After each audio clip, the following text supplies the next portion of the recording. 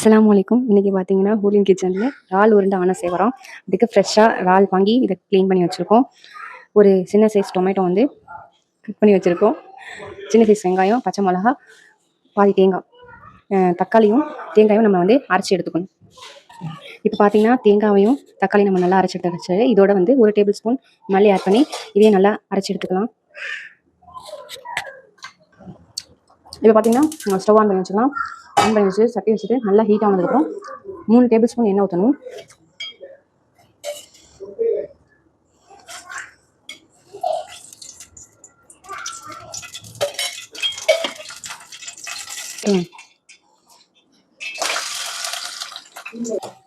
Cut பண்ணி வச்சிருந்த வெங்காயத்தை ஆட் பண்ணி நல்லா வதக்கிக்கலாம். டைம் நம்ம ஒரு பச்சை மிளகா ஆட் பண்ணிக்கலாம்.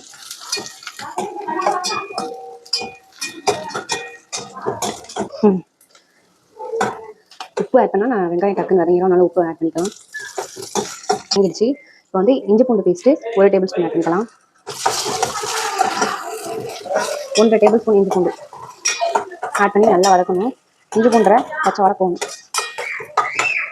1/2 டேபிள் ஸ்பூன் மிளகாத்தூள் ஆட் பண்ணிக்கலாம். 1/2 டீஸ்பூன் மஞ்சள் தூள், ஸ்பூன் பெப்பர், ஸ்பூன் சோம்புத்தூள், 1 டீஸ்பூன் சீரகத்தூள் ஆட் பண்ணிக்கலாம். அரைச்சி வச்சு இந்த பேஸ்ட்டை வந்து இதில் ஆட் பண்ணிக்கலாம்.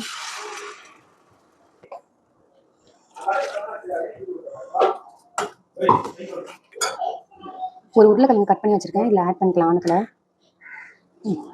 டம்ளர் தண்ணி ஊற்றி கொதிக்க விடலாம். நல்லா கொதிக்கணும். ஒரு 5 நிமிஷம் நல்லா கொதிக்கணும். மல்லியில் பச்சை வாழை போகிற அளவு நல்லா கொதிச்சதுக்கப்புறம் நம்ம மூடி திறந்து பார்க்கலாம்.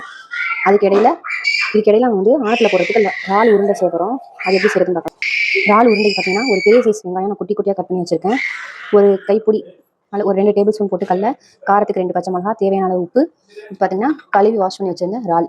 சின்ன இறாலாக எடுத்துக்கிறது ரொம்ப நல்லாயிருக்கும் டேஸ்ட்டு. இப்போ இது எல்லாத்தையும் ஒன்றா மிக்ஸி ஜாரில் போட்டு நம்ம நல்லா அரைச்சி எடுத்துக்கணும். குறைன்னா நல்லா ஒரு முன்னும் பின்னமாக குறைன்னு தான் அந்த மாதிரி ஸ்டேஜில் நல்லா கொஞ்சம் அரைச்சி எடுத்துக்கணும். ஆனம் பார்த்தீங்கன்னா ஒரு 5 மினிட்ஸ் நல்லா ஹை ஃப்ளேமில் வச்சு நல்லா அந்த ஆவி பறக்கிற அளவு, அப்போ தான் வந்து இந்த மல்லியோட வாசனை போகும். மூடி போட்டு வச்சிடணும். இந்த ஆனம் கொதிக்கிற டைமில் நம்ம வந்து இறால் உருண்டைக்கு எப்படி செய்யலாம்னு பார்க்கலாம். இறால் உருண்டை எப்படி செய்யலாம்னு பார்க்கலாம்.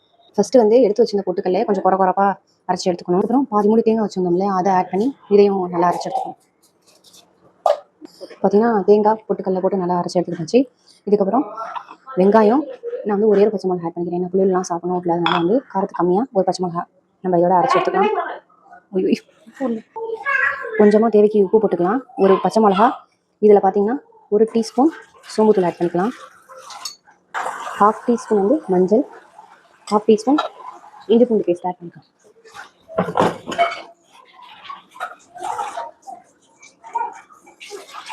இதில் பார்த்தீங்கன்னா நம்ம வாஷ் பண்ணி வச்சிருந்தா இறாலை ஆட் பண்ணிக்கலாம். தண்ணி இல்லாமல் ஆட் பண்ணணும்.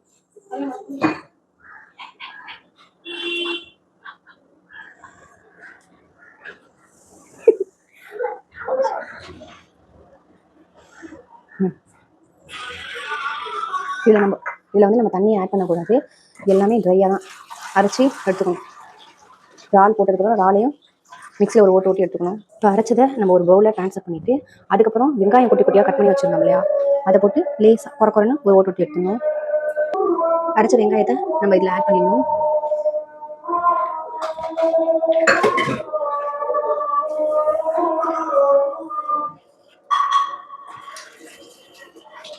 மிக்ஸ் பண்ணிட்டு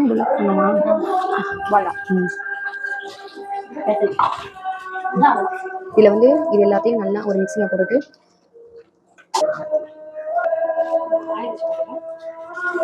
அதை பார்த்து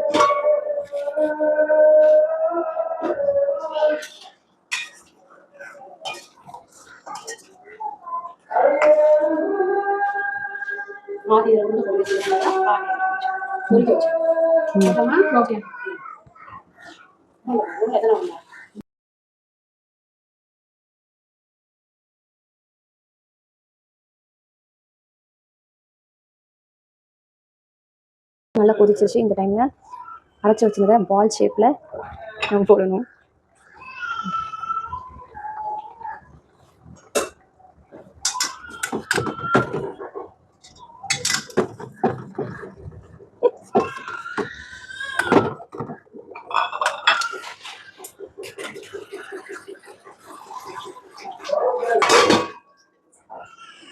நானும் நல்லா கொதிக்க ஆரம்பிச்சதுக்கப்புறம் நம்ம அரைச்சி வச்சுருந்தோம் இல்லையா, அதை வந்து பால் பாலாக நம்மளுக்கு எந்த அளவு ஷேப் வேணுமோ, சின்னதாவோ பெருசாவோ மீடியம் சைஸ்லையோ, மீடியம் சைஸில் நான் போட்டிருக்கேன். மீடியம் சைஸில் ஒரு 6 பால் ஆணத்தில் போட்டுட்டு மீதி இருக்கிறத வந்து நான் வந்து பொரிச்சிருவேன். பொரிக்கிறதுக்கு வந்து நம்ம வடை மாதிரி தட்டையாக வச்சு பொரிச்சு எடுத்துக்கலாம். ஏன்னா இறால் உருண்டை வந்து நம்ம பொரிக்க போகிறோம். குழந்தைங்களுக்காக நான் வந்து எங்கள் வீட்டில் குட்டீஸ் நிறையா இருக்காங்க, 3 பேர். அதனால் அவங்களுக்காக நான் சின்ன சின்ன பாலாக உருண்டை பிடிச்சி வச்சிருக்கேன். அது முடிஞ்சிச்சு. இந்த மாதிரி ரொம்ப தீஞ்சிடக்கூடாது, ஒரு கோல்டன் ப்ரௌன் ஆகிற அளவு உள்ள கொள்ளது நல்லா வெந்திருக்கணும், அந்த அளவு எடுத்துங்க.